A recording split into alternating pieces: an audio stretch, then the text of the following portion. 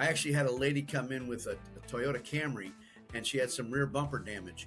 And to look at it, looked like $1,500, $2,000 worth of damage. Once we got that rear bumper off of the vehicle, we found another $7,400 worth of damage that was literally invisible until the vehicle was disassembled. And you hit the nail on the head. At that point, especially on bumpers these days, they've got blind spot monitors behind them. That's part of the ADAS, advanced driver assisted systems. And so that blind spot monitor shoots radar, literally a radar image through the bumper cover, looking for vehicles in the blind spot, right, where you can't see them.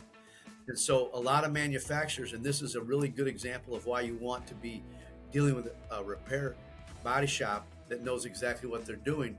Most of these bumper covers now, per the manufacturer, cannot be repaired, because when you repair it, even by repainting it, you make the bumper cover thicker. And by making the bumper cover thicker, that radar signal that's coming out of the blind spot monitor looking for vehicles is now distorted and can't be calibrated correctly.